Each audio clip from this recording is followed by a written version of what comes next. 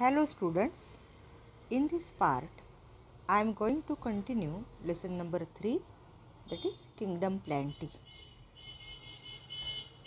In last video we studied about classification and discussed about the group Thallophyta.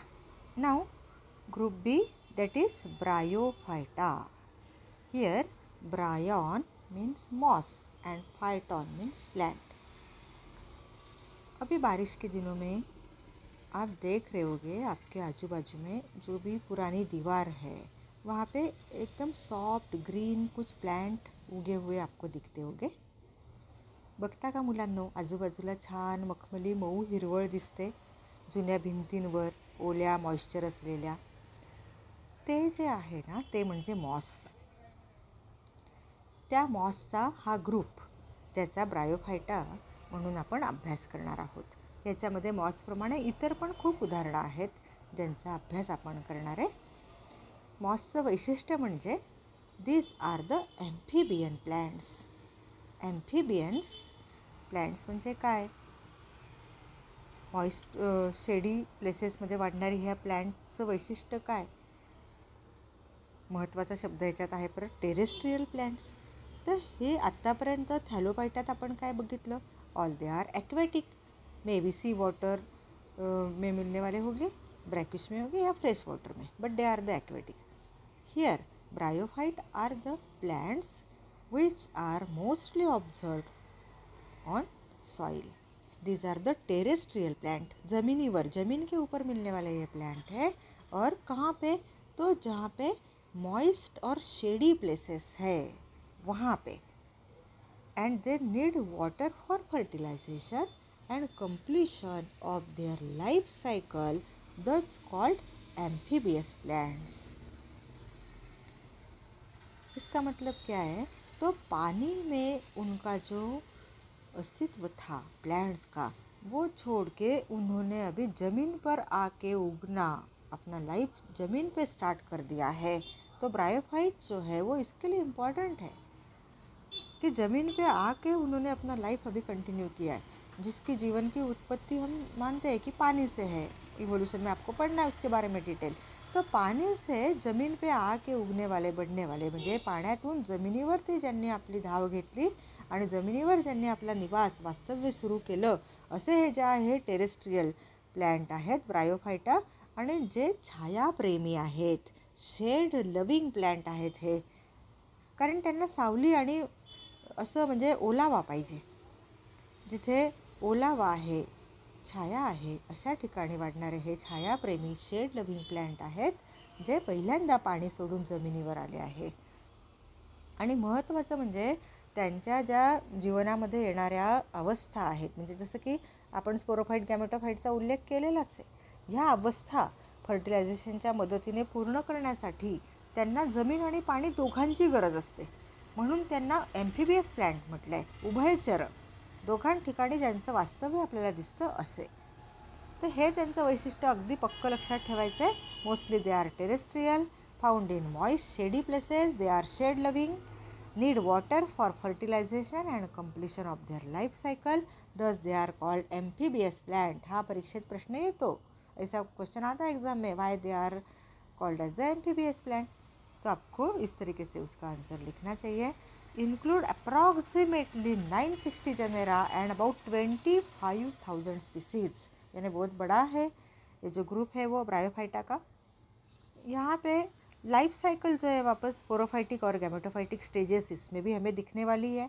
End vegetative plant body जो है that is thalloid which represents gametophytic generation.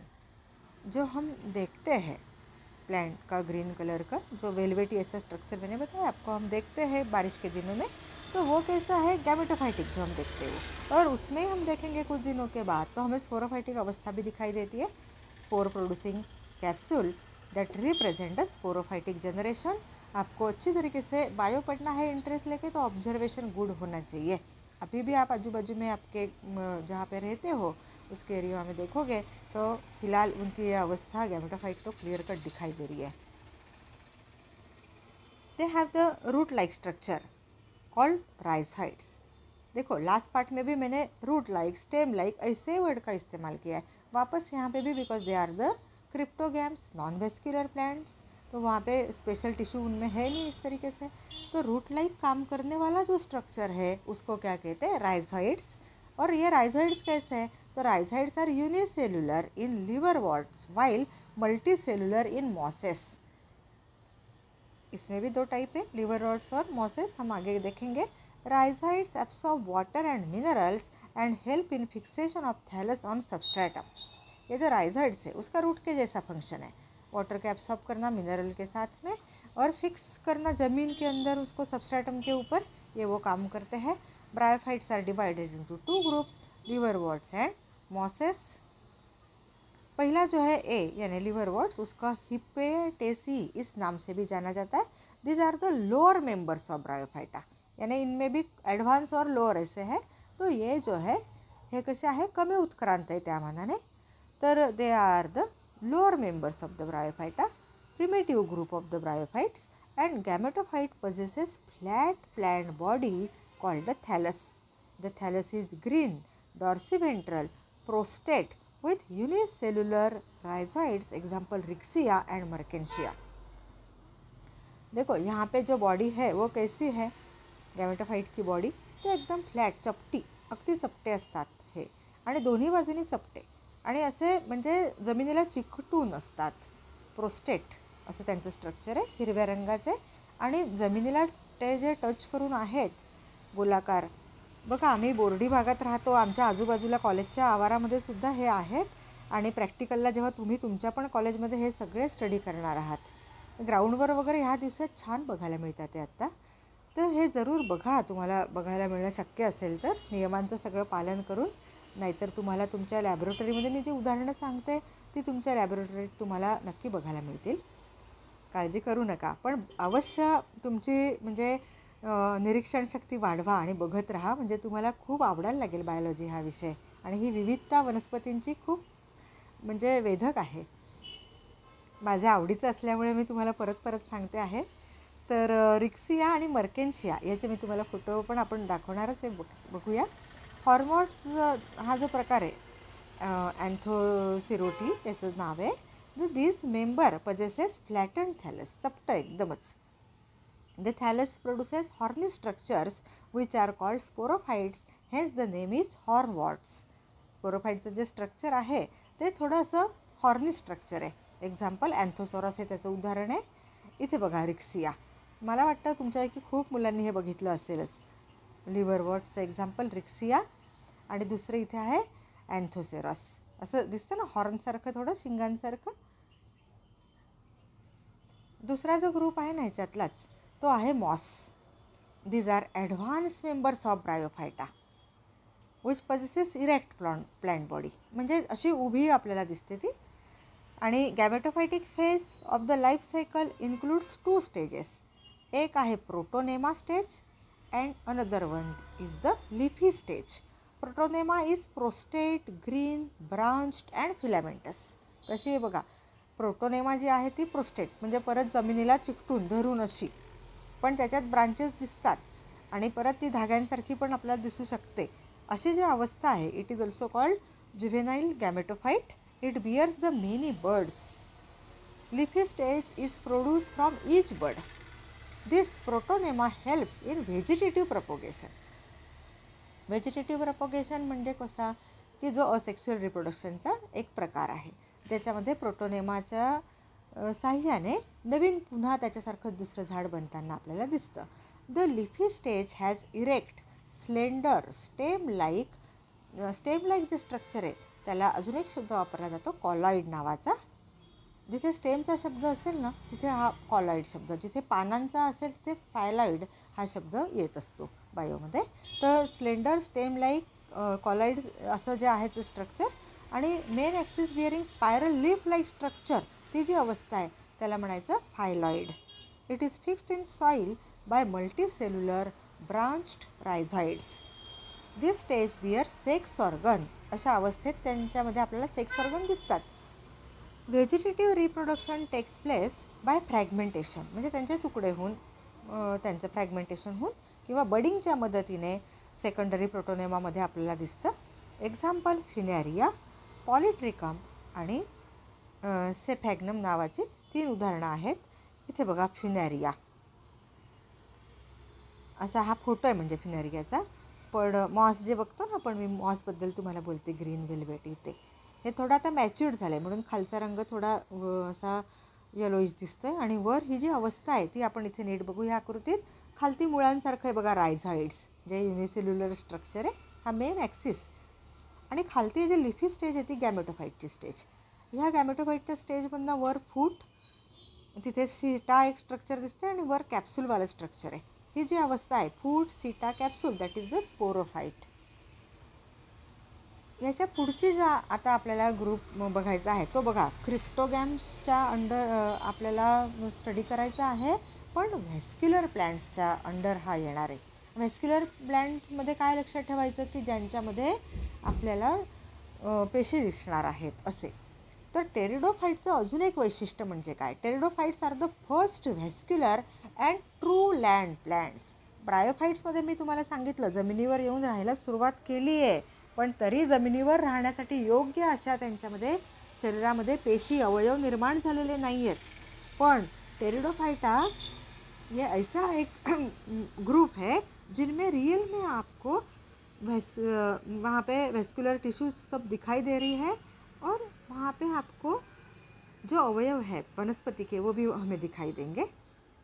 So pteridophytes are conquered land, यानी पानी में से एक विजेता के रूप में ज़मीन पे आके उन्होंने अपना वास्तव्य सुरू किया.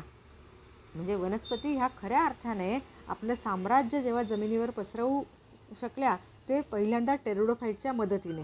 पाण्यातून खऱ्या अर्थाने जमिनीवर जे त्यांनी आपलं अस्तित्व पादाक्रांत केली जमीन, ती ह्या टेरिडोफाईटच्यापासून केली आहे. तर pteridophytes are the first vascular true land plants. They are conqueror on the lands. नेहमीसाठी लक्षात ठेवा. Hence considered as the first successful terrestrial plants with true root, stem and leaves. आत्तापर्यंत मी root like, stem like, leaves like असे शब्द वापरत होते. आता ह्याच्या पुढचा जो ग्रुप आहे तो इथून ॲडव्हान्स होत गेलेला, ज्यांच्यामध्ये आपल्याला खरे खरे रूट, स्टेम आणि लीव्ज दिसणार. have a primitive conducting system also and they are only cryptogams with vascular tissue.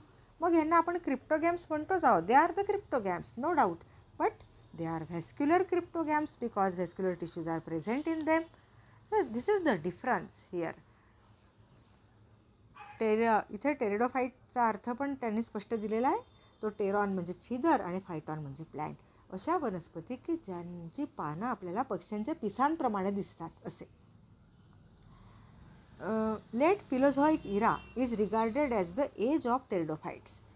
म्हणजे जेव्हा पाण्यातून जमिनीवर वनस्पती ह्या येऊन राहायला लागल्या तो कालखंड कोणता, तो फिलोझॉइक इरा होता. आता फिलोझॉइक इरा, मिझोझॉइक इरा हे काय, तर तुम्ही जेव्हा इव्होल्युशन हे चॅप्टर शिकणार त्याच्यामध्ये तुम्हाला ते येईल सगळं डिटेलमध्ये. जर का तुम्ही कधी बघितला असेल जुरॅसिक पार्क सिनेमा, त्याच्यामध्ये कदाचित तुम्हाला आठवत असेल डायनासोर्स आणि त्यांचे वेगळे इरा. नसेल बघितला, वेळ असेल अभ्यास सांभाळून तर तुम्ही बघा. उत्क्रांतीचं म्हणजे इव्होल्युशनचं चॅप्टर शिकायला पण तुम्हाला तो थोडा उपयोगी पडेल आणि पुढे त्याचा डिटेल अभ्यास होणार आहे. इथे आत्ता इतक्यात आपल्याला काय लक्षात ठेवायचं, तर late Paleozoic era is regarded as the age of pteridophytes. त्यांचं वर्चस्व ह्या फिलोझॉइक इरामध्ये होतं. ह्या कालखंडामध्ये टेरिडोफाइट जमिनीवर छानपैकी आपल्याला दिसतात आहे. आणि किती आहेत इथे साधारण त्यांचे जनेरा आणि species. The group has about 400 जनेरा and 11,000 species. Plants consist of pennate, feather like, छोटी छोटी पानं, पण ती कशी, तर पिसांसारखी असे त्यांचे म्हणजे पानं दिसतात. लीव्ज आपल्याला pinnate, feather like leaves and leaves may be small called microphylls, example Selaginella, किंवा large called macrophylls, example Nephrolepis. Nephrolepis म्हणजे फर्नचं उदाहरण. माझ्या मते तुम्ही 10वीमध्ये हे अभ्यासलं असेल. 10th स्टैंडर्ड में शायद अपने नेफ्रोलिपिस का स्टडी किया होगा. जहाँ पे भी आप गार्डन में जाते हो ना घूमने के लिए, तो वहाँ पे आपको नेफ्रोलिपिस टाइप के प्लांट वहाँ पे एज अ ऑर्नामेंटल प्लांट दिखते ही होंगे. यहाँ पे देखो डायग्राम में ये प्लांट शायद ही आपने देखा ही होगा। यहाँ पे रूट्स नीचे दिखाई दे रहे, क्लियर कट। ऊपर जो स्ट्रक्चर है उसका वो राइजोम करके देखो। फिर फ्रंट ब्लेड लीफ जो है यहाँ पे डिटेल में दिखाया, यानी लीफ के दो साइड है। पीछे का जो साइड है ना वहाँ पे आपको ऐसे स्पोर्स सोराई के अंदर आते हुए दिखाई दे रहे। डायग्राम अच्छी तरीके से देखो आप, आपके बुक में की डायग्राम है ये, आपने शायद देखा होगा। This plants grow in moist and shady places, show sporophytic and gametophytic stages in life cycle. Example ferns and horsetail. Some are aquatic, Azolla, Marsilia, and xerophytic also, Equisetum and epiphytic, Lycopodium. अभी यहाँ पे aquatic यानी पानी में मिलने वाले आपके ध्यान में आ गया होगा, अजोला और मार्सिलिया उसके एग्जाम्पल है। झेरोफाइटिक यानी कौन से, तो जो कम पाणी के एरिया में, डेझर्ट जैसे एरिया में उगने वाले प्लांट, वाळवंटासारखे म्हणजे कमी पाण्याच्या ठिकाणी जे उगवतात त्याच्यामधलं एक आहे इक्विसेटम। आणि एपिफाईट म्हणजे दुसऱ्या झाडाचा आधार घेऊन त्याच्यावर वाढतात, त्याचं उदाहरण आहे लायकोपोडियम। आता इथे हे जे म्हणजे प्लांट्स आहेत की नाही, यांच्यामध्ये पण म्हणजे दे show the heteromorphic alternation of generation in which sporophyte is diploid, dominant, autotrophic and independent. इथे बघा आता काय काय शब्द आहे, तो heteromorphic alternation of generation in which sporophyte is diploid, म्हणजे दोन्ही अवस्था दिसतात, स्पोरोफाइट गॅमेटोफाइट। ती स्पोरोफाइट जी अवस्था आहे ती डॉमिनंट आहे, डिप्लॉइड कंडिशनवाली, आणि परत ती कशी आहे, तर स्वतंत्र ती आपलं अन्न बनवू शकते, ऑटोट्रॉफिक आहे आणि स्वतंत्र आहे, गॅमेटोफाइटवरती अवलंबून नाही अशी अवस्था। It is differentiated into root, stem and leaves.